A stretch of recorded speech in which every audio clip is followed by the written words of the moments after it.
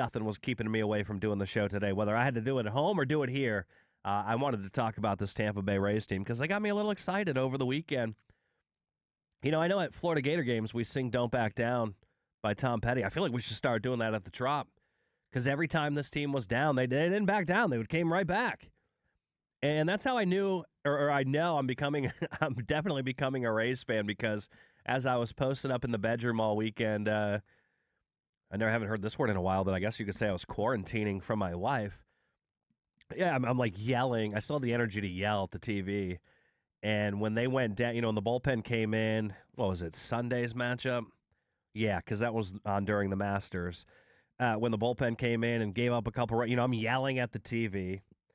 And she's like, "Can you quiet down in there?" And I'm like, "Sorry, I'm trying." And she's like, "There's 100 more games to go." I'm like, "Well, actually, there's like 145 more games to go." But it was getting a little bit frustrating. The bullpen can do that to us. The bullpen is stressful. I'm not enjoying what the bullpen brings. And, they got us out of the jam, but they don't make anything easy. Like, can I once just get a 1, 2, 3 inning? And I think the reason why I was getting that way and upset and kind of stressed of game, 12, 13, and 14 or 13, 14, and 15, whatever it was, is because it was the Yankees. I didn't want to send those fans packing. I wanted them to drive home sad and upset. Their team came to town and they got to see a L. I wanted that. I wanted to see the videos of Yankees suck throughout the Trop, and we got that. The one thing I don't want to see is like the videos we saw from the Cubs when they were, singing and dancing throughout Tropicana Field. I didn't want to see that from New York Yankee fans. So there was a little bit more on the line for this for us. And I was happy to see them sweep the Yankees. It really made my weekend. Between that and the Masters, it was a great sports weekend. It really was. Good baseball games. The Masters looked like it was going to be entertaining, but really at the end of the day, it kind of wasn't. Rory never really fell down. For a moment, it looked like he was going to, especially when he hit it into the woods on 18. It made you think, oh, Scotty's got a chance. And had Scotty not lipped one out on, was it 16 or 17? He would have been right there. That would have been a hell of a playoff, Scotty versus Rory. I would have liked to see that. But the Masters really ended up kind of being a dud on Sunday. Rory didn't even play that good. I think he was even par for the weekend and ended up winning by 3 shots still, 2 or 3 shots. Next, he ended up winning by 1 because Scotty was right there. But regardless, what are you going to say, Tim? No, I agree with you. He won by 1, but also, too, everyone wants to talk about him practicing beforehand. He finished even over the weekend. He got everything done in the Thursday and Friday. So it's not like he played great. It's not like the practice helped. Yeah, I don't have a problem with that. People only made a big deal of it because it was Rory. Like, look, you win, you become a champion, you become a member, you get the privileges at Augusta. I'm not mad at him for that. I mean, I would do the same thing. Now, I thought in his interview when he's like, take Poppy to school, and then I go play around, and then I pick up Poppy from school, and we have dinner as a family. I'm like, all right, dude, we get it. You live a better life than all of us. You and your daughter with her bougie name. And I think that's why people are, upset by it is because it was Rory.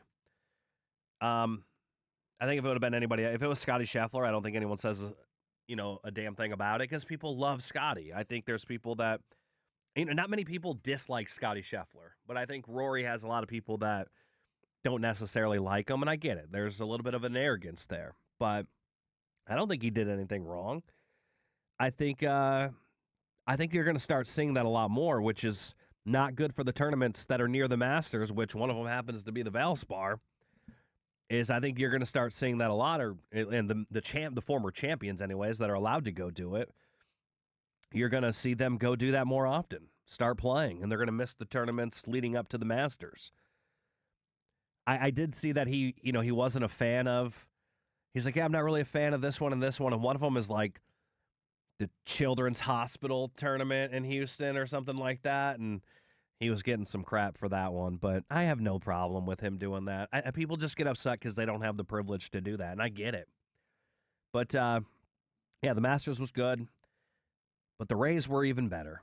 And Chandler Simpson is having an incredible season so far. And we finally got the lineup that we all wanted to see. Friday night was the lineup every single Rays fan couldn't wait for. And we finally got it. You got Chandler Simpson leading off, Junior Caminero hitting second, Aranda third, and Yandy Diaz fourth. Now, part of me questioned Yandy at 4 because I'm like, do I really want to take him out of play in the first inning? But when Chandler Simpson gets on every single time like it seems like he does, it didn't really affect. Yandy was still hitting in the first inning. But just from that point on, right there in that first inning, that lineup produced.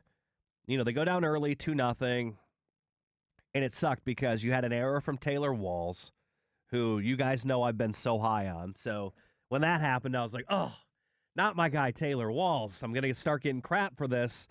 We're supposed to be missing him, and I still think the Rays did, and they're better with him, which, oh, by the way, Taylor Walls can hit now. How about that? His defense has been a little suspect at times, but overall he's been fine. But he had that error, and then, of course, Chandler Simpson, I don't know what he was trying to do on that fly ball, talking about the game on Friday. And they start off with 2 errors, and you're like, my goodness, what is it with this team? Now, they didn't even rule, I think, the Chandler Simpson one an error. It was an error. Looking at the box score, they didn't because they've only got 1 error on the day. So they didn't give Simpson an error for that, but that was an error. Even BA mentioned it on the broadcast. But they go down early 2-0 against the Yankees, and that's why I said they need to start singing Don't Back Down at that stadium because they didn't back down. They just came right back and put 2 more up on the board. And then another one in the second, and then 2 more in the 6th. And then the Yankees got one in the 8th. Of course, the bullpen made us a little scared again, as they do.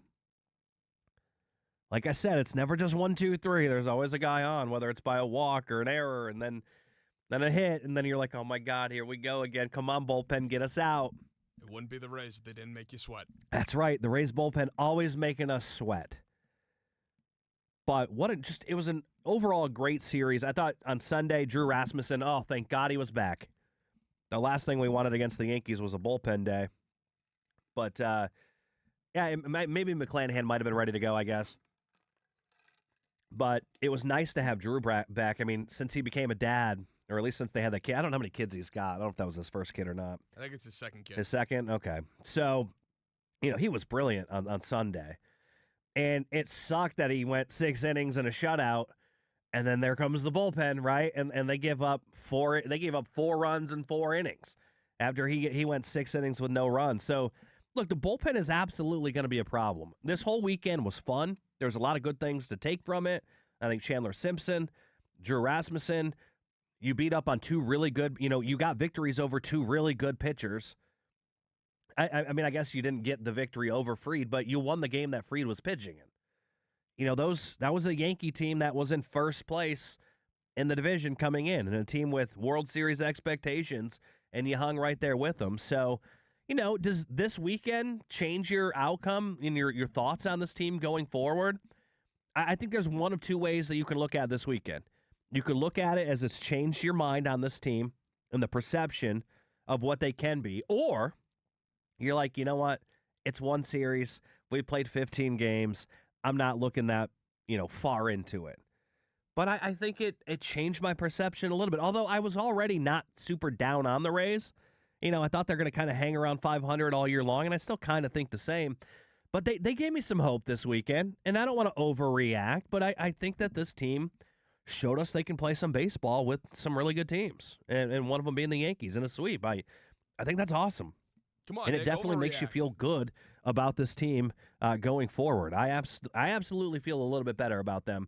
I think they are a dangerous team because they were so mysterious coming into the year, and here they are, 8-7, and they're not in first anymore because looks like Baltimore and New York both won yesterday, but with the win over the White Sox tonight, they're back up there. And this is a series they should be able to get 3 more in. Now, I'm not going to count it as an automatic 3 because the White Sox have kind of had their number. Ryan Bass, the race team reporter, coming up next. I'll ask him, about why does the White Sox seem to have the Rays number? Last year, the White Sox are horrible, and they seem to always beat the Tampa Bay Rays, and that cannot happen. You got all this momentum coming off of a nice series at home. Hopefully, they can turn it into 3 more wins over the White Sox here on the road, and then you get the Pirates against Brandon Lau going into the weekend, and then back home against the Reds. But definitely an exciting season for the Rays. We'll talk to Ryan Bass, Rays team reporter,